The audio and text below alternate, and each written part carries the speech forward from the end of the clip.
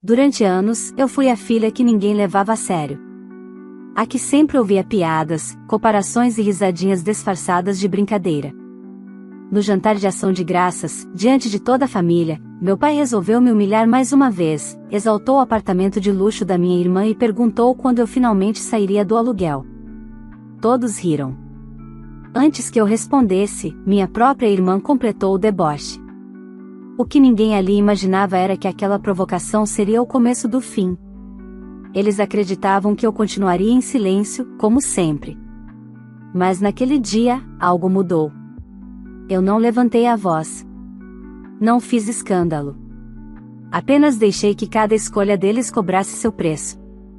Fique comigo até o final e você vai entender como a filha rejeitada virou o jogo, e por que essa história não termina com perdão, mas com liberdade. Olá, seja bem-vindo ao canal Histórias Surpreendentes. Curta e se inscreva nesse canal, aproveite e ative as notificações, comente aqui de qual cidade você está assistindo, vou adorar saber e deixar um coração no seu comentário. Vale lembrar que os nossos vídeos não são relatos reais, são histórias voltadas apenas para o entretenimento. Toda a criação e edição são feitas pelo proprietário do canal. Meu nome é Helena. Tenho 29 anos. E durante muito tempo, essa frase nunca significou nada dentro da minha própria família.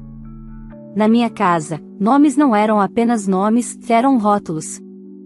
O da minha irmã, Patrícia, vinha sempre acompanhado de elogios, expectativas altas e orgulho estampado no rosto dos meus pais. O meu, vinha com silêncio, comparações e aquela expressão de poderia ter sido melhor. Crescemos em Campinas, em um bairro comum, numa casa que sempre pareceu pequena demais para dois filhos tão diferentes. Patrícia era 2 anos mais velha, extrovertida, barulhenta, dessas que entram no ambiente e fazem questão de serem notadas. Eu era o oposto. Observadora, quieta, focada. Aprendi cedo que, naquela casa, quem falava mais alto era quem existia. Minha mãe, Sônia, nunca escondeu a preferência. Dizia que Patrícia dava menos trabalho, que era mais desenrolada, que tinha jeito para a vida. Meu pai, Arnaldo, não discordava. Na verdade, ele reforçava. Com piadas, risadinhas e comentários que sempre pareciam inocentes, até você ser o alvo. Enquanto Patrícia ganhava festas, presentes caros e apoio irrestrito, eu recebia discursos sobre responsabilidade, humildade e saber o meu lugar. Se eu tirava boas notas, era obrigação. Se ela fazia o mínimo, era talento. Se eu errava, vinha o sermão. Se ela errava, vinha a justificativa.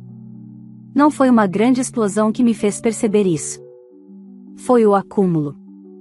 Pequenos episódios que, juntos, moldaram a certeza de que eu nunca seria a filha que eles exibiriam com orgulho. Na adolescência, isso ficou ainda mais claro. Patrícia mudava de curso, desistia, recomeçava, e meus pais bancavam tudo. Quando eu falei em faculdade, ouvi que precisava pensar bem, que dinheiro não dava em árvore. Trabalhei, estudei, fiz o que era necessário, sozinha. Não porque fui forte desde o início, mas porque não havia alternativa. Aprendi a não contar vitórias. Cada conquista que eu dividia virava comparação com minha irmã. Então, parei. Passei a guardar meus planos, meus números, meus sonhos. Eles achavam que eu apenas sobrevivia. E eu deixei que acreditassem nisso. O tempo passou. Saí de casa. Aluguei um apartamento pequeno. Construí minha vida longe dos holofotes da família. Patrícia, por outro lado, continuava sendo o centro das atenções. Novo emprego, novo relacionamento, novo projeto, tudo era motivo de comemoração exagerada. Quando meus pais anunciaram o jantar de ação de graças, dizendo que seria especial, eu já sabia que não era por minha causa. Patrícia havia comprado um apartamento de alto padrão. Pelo menos, era isso que todos repetiam. E eu fui convidada como sempre fui, por obrigação, não por vontade real de me ter ali. Naquela semana, pensei em não ir, pensei em ficar no meu canto, no meu silêncio construído com cuidado. Mas algo dentro de mim, talvez cansaço, talvez coragem, disse que era hora de encarar aquele ambiente mais uma vez. Não para agradar. Não para provar nada. Apenas porque eu já não era mais a mesma mulher que aceitava tudo calada. Eu ainda não sabia exatamente como aquele jantar terminaria. Só sabia que, depois dele, nada mais seria como antes. E que, pela primeira vez, a história da filha rejeitada não terminaria em silêncio. Eu cheguei à casa dos meus pais numa quinta-feira à noite, pouco antes do tal jantar de ação de graças. O portão estava aberto, as luzes acesas, e o cheiro de comida escapava pela janela da cozinha como se anunciasse um evento importante. E era. Só não para mim. Patrícia já estava lá. O carro dela, novo demais para passar despercebido, ocupava o melhor lugar da garagem. Respirei fundo antes de entrar. Não era ansiedade. Era memória. Aquele tipo que se instala no corpo. Minha mãe, Sônia, surgiu primeiro. Abraço rápido, olhar apressado, como se eu fosse mais um item da lista. Chegou cedo, ela disse, sem perguntar como eu estava. Meu pai, Arnaldo, apareceu logo depois, copo na mão, rindo alto de alguma piada que eu não ouvi. Olha quem resolveu dar as caras, comentou, em tom leve, mas com aquela ironia que eu conhecia bem. Patrícia desceu a escada como se estivesse entrando num palco. Roupa impecável, sorriso ensaiado. Mana, disse, me abraçando de lado. Que bom que veio. Hoje vai ser especial. Especial. A palavra soou como aviso. Durante o jantar, tudo girava em torno dela. O apartamento novo, o bairro nobre, a vista, o padrão. Meus pais falavam como se tivessem comprado juntos. Cada detalhe era narrado com orgulho exagerado. Eu mastigava em silêncio, respondia quando perguntavam, mas ninguém parecia realmente interessado. Até que meu pai resolveu transformar aquilo num espetáculo. Ele bateu o garfo no copo, riu, e disse alto o suficiente para todos ouvirem: bom, já que estamos celebrando, sua irmã comprou um apartamento de alto padrão. E você, Helena, quando vai sair do aluguel? A mesa explodiu em risadas. Não gargalhadas maldosas, mas aquele riso coletivo que dói mais porque vem disfarçado de brincadeira. Eu senti o calor subir pelo rosto, não de vergonha, de clareza. Antes que eu abrisse a boca, Patrícia completou, inclinando a cabeça, satisfeita: Mana, qualquer dia te chamo para você deslumbrar o que é luxo. Mais risos. Minha mãe sorriu, orgulhosa. Meu pai se recostou na cadeira, como quem tinha acertado em cheio. Eu olhei em volta. Vi parentes, copos erguidos, olhos curiosos. Pela primeira vez, não senti vontade de desaparecer. Senti algo diferente. Controle. Sorri. Um sorriso calmo demais para quem estava sendo alvo. E isso confundiu todo mundo. Não respondi. Ainda. Passei o resto da noite observando. Prestando atenção em detalhes que antes eu ignorava. No jeito como minha mãe desviava o olhar quando o assunto era dinheiro. Na forma como Patrícia evitava perguntas mais específicas. Nos comentários atravessados do meu pai, sempre me diminuindo, como se isso o engrandecesse. Quando fui embora, ninguém perguntou se eu tinha chegado bem. Como sempre. Mas, daquela vez, algo tinha mudado. No caminho para casa, eu não chorei. Abri o portão do meu próprio lugar, entrei, fechei a porta atrás de mim e encostei a testa na madeira por alguns segundos. Não de tristeza. De decisão. Na manhã seguinte, meu celular começou a vibrar cedo. Mensagens no grupo da família. Fotos do jantar. Legendas exaltando Patrícia. Nenhuma menção a mim. Perfeito. Foi ali que eu entendi. Aquele comentário do meu pai não tinha sido um deslize. Tinha sido uma provocação. E provocações pedem resposta. Só que a minha não seria imediata. Seria precisa. Eu tinha passado anos construindo algo que ninguém via. E, se eles escolheram me expor, também escolheram um momento em que a verdade começaria a cobrar seu preço. A partir dali, cada passo meu teria um propósito. E eles ainda não faziam ideia do quanto aquele jantar custaria caro. Nos dias que se seguiram ao jantar, algo curioso aconteceu: o silêncio. Nenhuma ligação da minha mãe perguntando se eu tinha ficado chateada. Nenhuma mensagem do meu pai tentando disfarçar a piada como brincadeira. Patrícia, então, parecia viver numa bolha de euforia. Fotos do apartamento novo surgiam todos os dias no grupo da família: varanda gourmet, piso brilhando, vista ampla da cidade. Tudo acompanhado de legendas que falavam de conquista, mérito e vitória. Eu assistia aquilo sem reagir. Não por fraqueza, mas por estratégia. Voltei à minha rotina como se nada tivesse acontecido. Trabalho, reuniões, prazos. Só que agora eu enxergava tudo com outra lente. Cada comentário do passado fazia sentido. Cada "não temos como ajudar você agora" ecoava diferente depois de ver o quanto meus pais se envolviam financeiramente com a vida da Patrícia.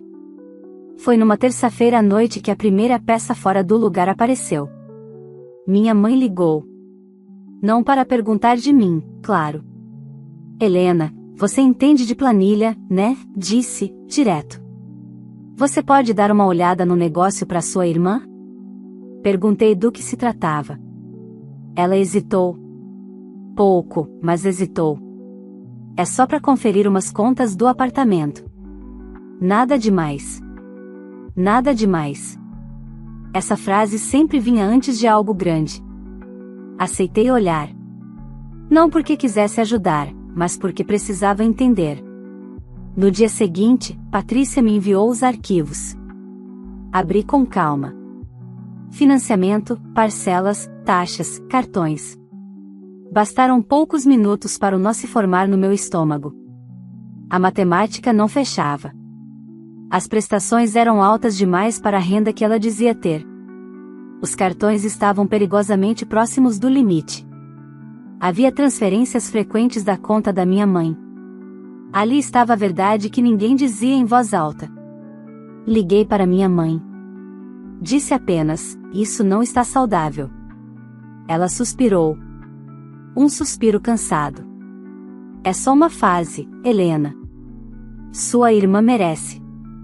Você sabe como é difícil começar." Difícil. Eu sabia. Mas nunca tive esse colchão. Nos dias seguintes, comecei a notar pequenas fissuras no discurso perfeito. Comentários atravessados da Patrícia sobre aperto temporário. Reclamações da minha mãe sobre contas acumuladas. Meu pai, estranhamente calado quando o assunto era dinheiro. E então veio o convite. Patrícia decidiu fazer um jantar no apartamento novo. Algo íntimo, segundo ela. Só família próxima. Quando minha mãe me ligou para confirmar presença, a frase veio carregada: "Seria bom você ir mostrar que não guarda mágoa." Eu não guardei mágoa. Guardei fatos. Aceitei. Cheguei cedo naquele sábado. O apartamento era bonito, não havia como negar. Acabamento caro, móveis planejados, tudo muito bem pensado, pelo menos na aparência. Mas bastava olhar com atenção para perceber o improviso. Alguns móveis ainda não pagos. Caixas escondidas. Um luxo sustentado por prazos curtos.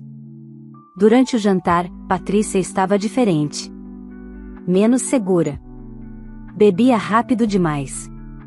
Falava alto demais. Tentava manter o controle da narrativa. Meu pai, Arnaldo, puxou o assunto comigo na varanda. "Então, Helena, continua naquele seu trabalhinho?" Concordei. "Bom saber", ele disse. "Alguém tem que ser pé no chão na família." Sorri. Aquilo soava irônico demais para quem ignorava o abismo que se formava bem debaixo dos próprios pés. Quando fui ao banheiro, ouvi vozes baixas na cozinha. Parei sem fazer barulho. Patrícia falava rápido, nervosa. Minha mãe respondia em tom contido. Não precisei ouvir tudo. Só o suficiente. A palavra de empréstimo apareceu. Depois cartão. Depois não conta pro seu pai. Voltei para a sala como se nada tivesse acontecido. Mas, por dentro, tudo se organizava. Não como vingança impulsiva. como consequência. Naquela noite, ao voltar para casa, abri meus próprios arquivos. Minhas contas. Meus investimentos. Minhas decisões. Eu estava segura. Estável. E, pela primeira vez, percebi o contraste completo entre quem parecia ter tudo e quem realmente tinha. A provocação do jantar não tinha sido um ataque isolado. Tinha sido um erro de cálculo. Eles apostaram que eu continuaria quieta. E estavam prestes a descobrir o preço de subestimar quem sempre observou em silêncio. Depois daquele jantar no apartamento da Patrícia, a dinâmica da família mudou de um jeito sutil, quase imperceptível para quem não estava acostumado a observar. Mas eu estava. Sempre estive. Minha mãe passou a ligar com mais frequência. Não para saber de mim, e isso nunca foi o objetivo real, mas para sondar. As perguntas vinham disfarçadas de preocupação. Seu trabalho anda bem? Você continua morando sozinha? Aluguel hoje em dia está caro, né? Meu pai, Arnaldo, por outro lado, ficou mais ácido. As piadas ganharam um tom defensivo, como se ele precisasse reafirmar a posição de superioridade que começava a escorregar. Patrícia alternava dias de euforia exagerada com silêncios longos demais para alguém que supostamente estava vivendo o auge. O estalo final veio numa tarde comum de quarta-feira. Eu estava trabalhando de casa quando minha mãe apareceu sem avisar. Tocou a campainha como se aquilo fosse normal. Abri a porta e encontrei Sônia com os olhos cansados e uma bolsa grande demais para uma visita rápida. Posso entrar? Perguntou, já entrando. Sentou-se no sofá, olhou ao redor do meu apartamento alugado com aquele olhar antigo, o mesmo de sempre, avaliando, comparando, medindo o quanto eu ainda precisava evoluir. Não perdeu tempo. Helena, a situação da sua irmã apertou um pouco. A frase caiu pesada, mas previsível. Ela explicou tudo como quem conta uma história inevitável: aumento das parcelas, cartões estourados, atraso em algumas contas. Disse que Patrícia estava nervosa, que Arnaldo não podia saber de tudo, que a família precisava se unir. Você sempre foi a responsável, ela completou, quase como um elogio. A que sabe lidar com as coisas. Eu ouvi em silêncio. Então ela fez o pedido. Não era ajuda pequena. Nem temporária. Era dinheiro suficiente para tapar um buraco que não tinha fundo. Um empréstimo só até as coisas se ajeitarem. Olhei para minha mãe e vi, pela primeira vez, não a autoridade, mas o desespero. Ainda assim, algo dentro de mim permaneceu firme. E quando isso vai se ajeitar? Perguntei. Ela desviou o olhar. Você sabe como sua irmã é? Sim. Eu sabia. Respirei fundo e disse não. Não gritei. Não discuti. Não justifiquei demais. Apenas disse que não faria isso. Que não assumiria uma responsabilidade que não era minha. Que não continuaria sustentando um sistema onde eu sempre perdi para que outro brilhasse. Minha mãe ficou em choque. Você está sendo egoísta, disse, com a voz embargada. Depois de tudo que fizemos por você. Aquilo doeu. Não porque fosse verdade, mas porque era a narrativa que eles sempre usaram. Vocês nunca fizeram isso por mim, respondi. Vocês fizeram por ela. Eu só aprendi a sobreviver sem ajuda. Ela se levantou, indignada. Disse que eu estava mudada, fria, ingrata. Antes de sair, lançou a frase que sempre funcionou no passado: seu pai vai ficar muito decepcionado. Fechei a porta com calma. Naquela noite, meu pai ligou. Pela primeira vez em anos, sem piada. A voz era dura.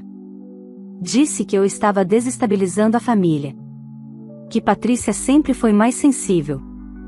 Que eu tinha condições, então era minha obrigação ajudar. Eu ouvi tudo. Depois respondi algo simples: obrigação não é amor. E eu não devo minha vida para equilibrar escolhas que não fiz. O silêncio do outro lado foi longo. Nos dias seguintes, a máscara caiu de vez. Patrícia começou a mandar mensagens indiretas, depois diretas. Primeiro com vitimismo, depois com agressividade. Disse que eu sempre tive inveja. Que agora queria aparecer. Que eu devia agradecer por ela sempre ter sido o exemplo. Eu não respondi. Mas o mundo respondeu por mim. O trabalho da Patrícia começou a cobrar resultados que ela não conseguia entregar. Faltas, atrasos, erros. O desempenho caiu. As cobranças aumentaram. Meu pai começou a perceber o rombo financeiro dentro de casa. Discussões surgiram. Aquele apartamento de alto padrão virou fonte de tensão diária. E tudo isso enquanto eu seguia firme. Trabalhando. Crescendo. Silenciosa. O jantar de ação de graças tinha sido só o começo. O verdadeiro ajuste de contas estava em andamento. E, pela primeira vez, eu não estava no papel de quem perde. Depois que eu disse não, a família entrou em modo de ataque silencioso. Não houve mais pedidos diretos de ajuda. Em vez disso, vieram as tentativas de desgaste. Pequenas farpas. Comentários soltos. A velha estratégia de me fazer sentir culpada até ceder. Minha mãe passou a ligar só para dar notícias. Sempre as mesmas. Patrícia estava ansiosa. Patrícia não dormia bem. Patrícia se sentia pressionada. Em cada frase, a mensagem implícita: você poderia resolver isso. Meu pai, Arnaldo, mudou o tom comigo. Onde antes havia deboche, surgiu frieza. Quando me ligava, era seco. Perguntava pouco. Escutava menos. E sempre encerrava com algo como: espero que você saiba o que está fazendo. Eu sabia. Enquanto isso, as coisas começaram a desandar de verdade do lado de lá. Não como um escândalo imediato, mas como um efeito dominó inevitável. Patrícia começou a faltar ao trabalho. Justificativas mal contadas. Discussões constantes com o chefe. A promoção que ela dizia estar quase certa nunca veio. O banco, por outro lado, não se atrasava. Minha mãe tentou esconder o quanto estava envolvida financeiramente. Mas os sinais apareciam. Cancelamentos repentinos. Reclamações sobre dinheiro. Um comentário solto sobre ter usado o limite do cartão sem perceber. Meu pai começou a desconfiar. As brigas entre eles ficaram mais frequentes. Vozes alteradas. Portas batendo. E então, numa noite, o telefone tocou de novo. Era Patrícia. Não com raiva. Não com ironia. Com desespero. Helena, eu preciso falar com você, disse, a voz trêmula. Você sempre foi boa com essas coisas. Eu estou ficando sem saída. Fiquei em silêncio por alguns segundos antes de responder. Ela falou rápido, atropelando as próprias palavras. Disse que as contas estavam acumuladas. Que o banco estava pressionando. Que o trabalho estava insuportável. Que a casa, que deveria ser o símbolo do sucesso dela, estava virando um peso impossível de carregar.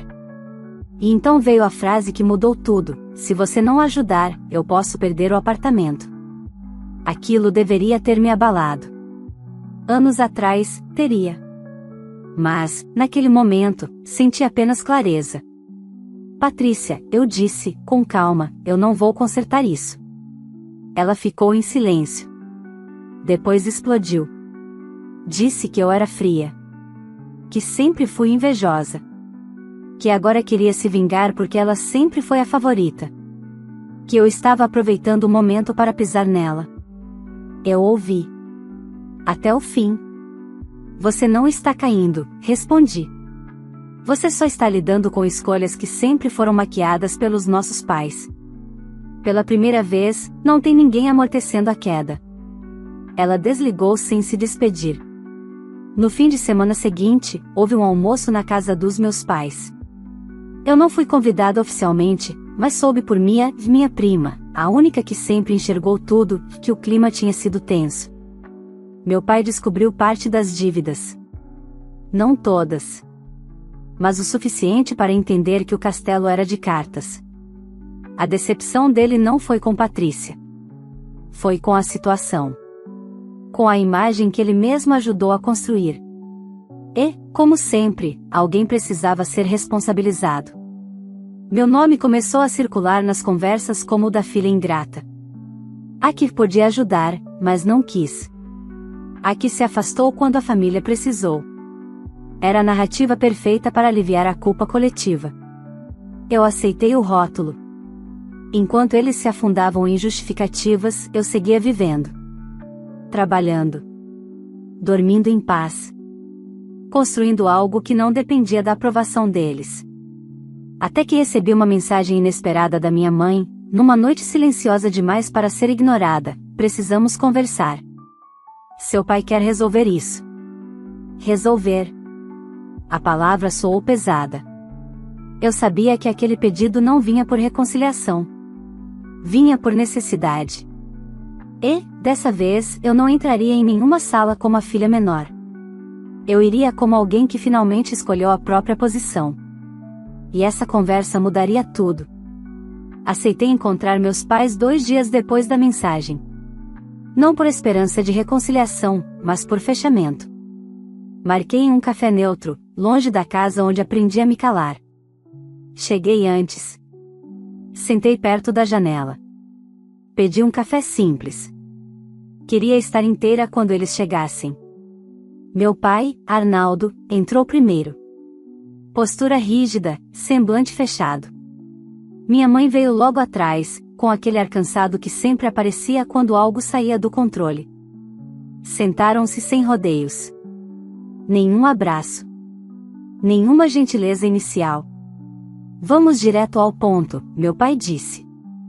A situação da sua irmã ficou séria. Concordei, sem interromper. Ele continuou, explicando que eu já sabia: atraso nas parcelas, cobrança do banco, ameaça real de perder o apartamento. Falou de orgulho ferido, de preocupação, de como aquilo estava acabando com a família. Em nenhum momento falou de responsabilidade. Em nenhum momento falou de escolhas. Minha mãe segurava a xícara com as 2 mãos, como se aquilo a mantivesse de pé. Você tem condições, ela disse por fim. Sempre teve. Só precisa querer ajudar. Foi aí que eu entendi: eles não estavam ali para conversar. Estavam para convencer. Respirei fundo e falei com calma, escolhendo cada palavra. Vocês estão pedindo que eu resolva um problema que vocês ajudaram a criar. Um problema que só existe porque, por anos, vocês protegeram a Patrícia de qualquer consequência. Meu pai franziu a testa. Ela é sua irmã. E eu sou sua filha, respondi. Mas nunca fui tratada como tal. O silêncio que se seguiu foi denso. Contei coisas que nunca tinham sido ditas em voz alta. Não como acusação histérica, mas como fatos. As comparações. As omissões. O dinheiro negado para mim e entregue a ela sem questionamento. O jantar de ação de graças. A piada. As risadas. Meu pai tentou interromper. Eu não deixei. Vocês riram quando me diminuíram. Agora querem que eu conserte o estrago porque dói em vocês. Minha mãe começou a chorar. Disse que não tinha percebido. Que só queria o melhor para as 2 filhas. Que talvez estivesse errado, mas que família era isso, para ajudar mesmo quando dói. Família também é limite, eu respondi. E eu passei a vida inteira sem nenhum. Meu pai apoiou os cotovelos na mesa. A voz dele saiu mais baixa, menos segura. Então você vai virar as costas? Olhei para ele e, pela primeira vez, não senti medo. Nem culpa. Não. Eu estou virando a página. Expliquei que não emprestaria dinheiro. Que não seria fiadora. Que não assumiria dívidas. E que, se isso me transformava na vilã da história deles, eu aceitaria o papel. Minha mãe tentou mais uma vez. Falou de arrependimento. De como tudo poderia ser diferente daqui pra frente. De como Patrícia precisava de mim agora. Foi então que eu disse a frase que nunca pensei que diria: eu precisei de vocês a vida inteira. agora eu escolho não precisar. Levantei antes que eles respondessem. Paguei minha conta. Não olhei para trás. Naquela noite, Patrícia me mandou uma mensagem longa. Misturava culpa, raiva e desespero. Dizia que nossos pais estavam sofrendo. Que eu tinha poder para resolver tudo. Que eu estava sendo cruel. Não respondi. Bloqueei o número. Depois, bloqueei o da minha mãe. E, por fim, o do meu pai. Não foi um ato impulsivo. Foi um gesto consciente. Nos dias seguintes, o silêncio foi absoluto. Nenhuma tentativa de contato. Nenhuma mensagem indireta. Como se, ao fechar a porta, eu tivesse saído oficialmente do papel que sempre me atribuíram. Mas eu sabia que aquilo ainda não tinha terminado. Porque quando uma estrutura inteira se sustenta em um único pilar, e esse pilar sai, o colapso é inevitável. E eu ainda veria os últimos efeitos dessa queda. O colapso não veio com barulho. Veio em ondas silenciosas, espalhando consequências que ninguém conseguiu conter. Soube do primeiro golpe por Mia. Patrícia havia atrasado mais uma parcela do apartamento. O banco não quis renegociar nos termos que ela esperava.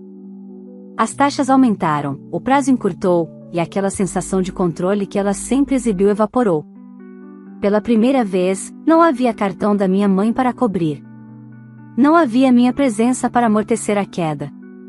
Meu pai tentou sustentar a imagem por algumas semanas. Continuou indo trabalhar, fingindo normalidade. Mas dentro de casa, a verdade se impunha. Descobriu que parte da aposentadoria tinha sido usada sem planejamento. Que o limite dos cartões estava comprometido. Que o sucesso da filha preferida custava caro demais. As discussões se tornaram diárias. Gritos, acusações, portas batidas. Patrícia culpava meus pais por não ajudarem mais. Minha mãe culpava o estresse. Meu pai culpava tudo, menos as próprias escolhas. E, inevitavelmente, meu nome voltou à mesa. Não como pedido. Como acusação. Se a Helena tivesse ajudado, nada disso estaria acontecendo. A frase foi repetida tantas vezes que virou verdade conveniente. A vilã perfeita para um roteiro que eles não queriam reescrever. Alguns meses depois, Patrícia perdeu o emprego. O desempenho já vinha ruim, as faltas se acumulavam, e a pressão financeira fez o resto. Sem renda fixa, o apartamento de alto padrão se tornou um fardo impossível. Colocaram à venda. O mesmo imóvel que tinha sido usado para me humilhar virou símbolo de fracasso. Quando a notícia chegou até mim, não senti prazer. Nem tristeza. Senti encerramento. Minha mãe tentou contato de novo. Criou um número novo. Mandou um áudio longo, a voz quebrada. Falou de arrependimento. Disse que agora via tudo com clareza. Que tinha errado comigo. Que queria consertar. Ouvi até o fim. Em silêncio. Depois respondi apenas uma vez. Disse que reconhecer não era o mesmo que reparar. Que pedir desculpas não apagava anos de invisibilidade. Que eu não estava disposta a voltar para um lugar onde sempre precisei diminuir quem eu era para caber. Bloqueei o número. Não foi crueldade. Foi coerência. Minha vida seguiu. Não como fuga, mas como escolha. Trabalhei mais focada do que nunca. Cresci profissionalmente. Fiz planos que não envolviam aprovação externa. Construí uma rotina onde meu valor não precisava ser explicado. Aos poucos, o peso saiu dos meus ombros. Dormi melhor. Respirei melhor. Vivi melhor. Algumas pessoas tentaram me convencer de que família é tudo. Que laços de sangue devem ser preservados a qualquer custo. Eu discordo. Laços que só sobrevivem à base de culpa não são vínculos, são correntes. Não reatei com meus pais. Não reatei com Patrícia. E, pela primeira vez, isso não doeu. Hoje, quando penso naquele jantar de ação de graças, não lembro da piada do meu pai nem do deboche da minha irmã. lembro do momento exato em que algo dentro de mim se firmou. O instante em que entendi que eu não precisava provar nada. Apenas parar de permitir. Ser a filha rejeitada me ensinou algo que ninguém mais aprendeu naquela casa: a autonomia é silenciosa, mas devastadora para quem sempre apostou na sua submissão. Eles perderam o controle da narrativa. Eu ganhei a minha própria história. E essa vitória, diferente de tudo que eles chamavam de sucesso, não precisa de plateia. Se essa história te tocou em algum ponto, curta esse vídeo agora, que isso ajuda muito o canal a continuar trazendo relatos reais, intensos e que fazem a gente refletir. Se você ainda não é inscrito, se inscreva e ative o sininho para não perder as próximas histórias. Toda semana tem um novo relato que pode fazer você se enxergar, se fortalecer ou até tomar decisões importantes. Agora eu quero muito saber de você. Você faria o mesmo que essa filha fez? Você teria coragem de dizer não, impor limites e escolher a própria paz, mesmo que isso significasse se afastar da própria família? Deixe sua opinião nos comentários, eu leio todos com atenção. E não esqueça de escrever também de qual cidade você está assistindo, eu faço questão de passar por lá e deixar um coração no seu comentário. Se essa história pode ajudar alguém que você conhece, compartilhe. Às vezes, tudo o que uma pessoa precisa é perceber que ela não está sozinha. Vale lembrar que os nossos vídeos não são relatos reais, são histórias voltadas apenas para o entretenimento. Toda criação e edição são feitas pelo proprietário do canal.